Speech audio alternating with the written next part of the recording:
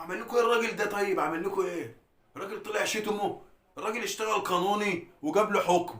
انتوا عشان تطلعوا تطبلوا وتقبضوا للقبيضه، طبعا عايزين فلوس اخر الشهر، كل شهر عايزين فلوس. طلعتوا تهاجموا الراجل. طب هو عمل لكم ايه؟ ما اعرفش.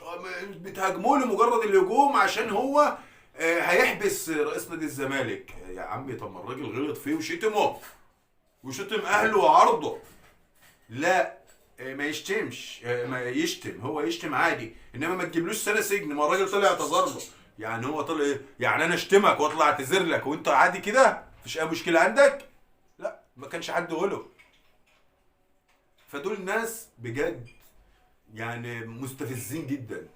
بس من كتر الاستفزاز بقيت اخدها بضحك بقى. دلوقتي بجيب قناه نادي الزريبه كده واقعد اضحك اضحك من قلبي.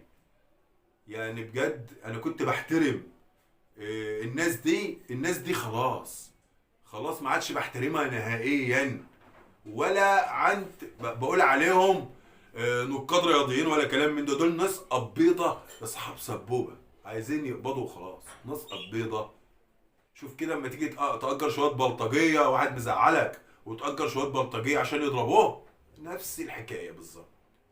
نفس الحكايه بالظبط ونفس اللي هم بيعملوه. وكل اما الكابتن محمود الخطيب ما يردش عليهم يزيدوا اكتر ويتغاظوا اكتر.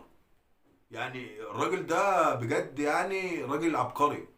يتغاظوا اكتر ويتحرقوا اكتر ويعني ينكادوا اكتر واكتر واكتر. هو ولا اكن زي اللي يقول لك ايه، الكلاب تنبح والقافله تسير. بالظبط. بالظبط. القافله تسير وستسير باذن الله، ان شاء الله باذن الله.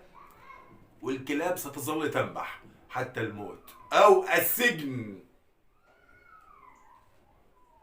الكلاب ستظل تنبح حتى السجن، والقافلة ستسير إن شاء الله بإذن الله وهتوصل لبر الأمان.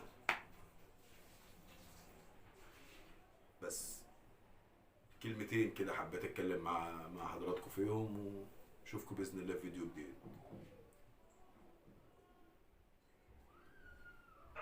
وفي آخر الفيديو بقول لكم أتمنى يا رب أشوفكم بألف خير وصحة وسعادة. وفي النهاية شكرا ليكم والسلام عليكم.